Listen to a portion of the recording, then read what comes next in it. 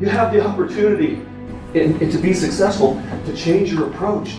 The problem happens is that when things become overwhelming or challenging, we start to create patterned responses or habits of thought and behavior that can hold us back in our career and prevent us from being as successful as we need to be.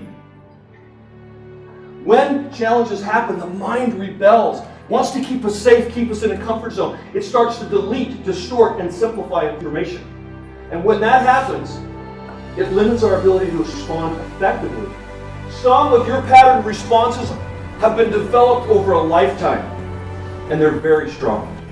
You will have the opportunity to choose and claim your power. You will be able to focus your energy to then steal if you need to. You see, because taking responsibility in our lives means we are able to reject those patterned responses and choose a different response to get a better outcome. I was recently talking to a friend of mine who was complaining that he was losing his home.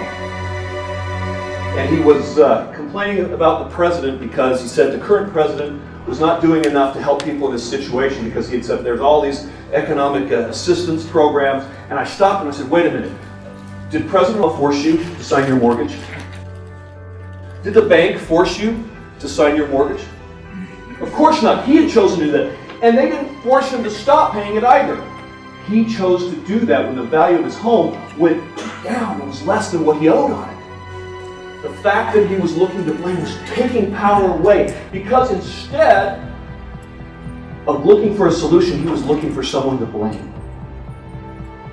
If you do a Google search for who's to blame, ladies and gentlemen, there is someone responsible for all of your problems. Fast food is responsible for obesity, you know that, right? Cigarette companies are responsible for cancer. When we blame outside influences for our problems, we give away our power to change. Why? Because if our problems are caused by external circumstances, we have no power to change them. So we do nothing, and for some people, that is a very convenient excuse. It enables them to deflect, well, it's not my fault, it's the economy. It's this president's fault. It's my boss's fault. The principle of going out and trading value for the things that we need in life, for giving something to get something. The law of the harvest. First step in taking responsibility for our lives 100% is to get clear about what's important to you. What do you value? There are guiding principles. They represent our broadest motivations. They are what determines our attitudes and then ultimately our actions. There's a couple of types of values. Number one, there are aspirational values. Healthier, more effective in our careers, whatever that is. One of the things that you might value is your family. And not just the family, but the time that we spend together. My family and my faith are what's most important to me. And more than that, spending time with them, doing the things that are fun, learning and growing, having opportunities to grow, having a career that allows me to be able to help them make great choices in their lives. If you say being healthy is important, do you schedule in your weekly calendar exercise? If you say becoming more effective, if you say your faith and church is important, how much time do you spend studying that, whether it be the scriptures or attending and giving service, if that's important to you? How many people I talk to every day, I'm too busy. I can't exercise, I don't have time to donate or give of my time. You're too busy. It is because you are giving away your power. You are allowing your schedules to be filled up by simple and trivial things that don't matter. And the things that really do matter are passing us by.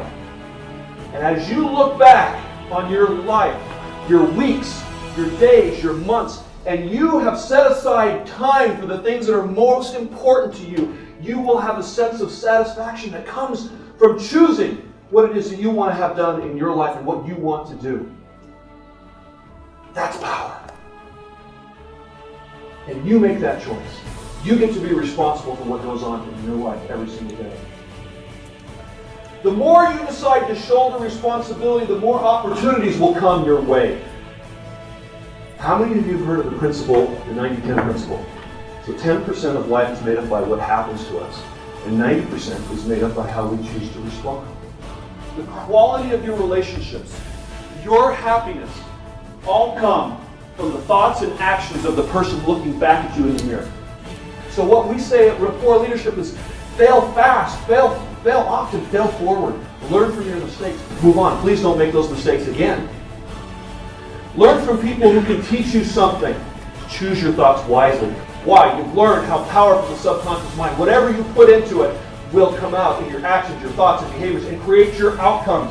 There's a relationship between the problems we face and our thinking.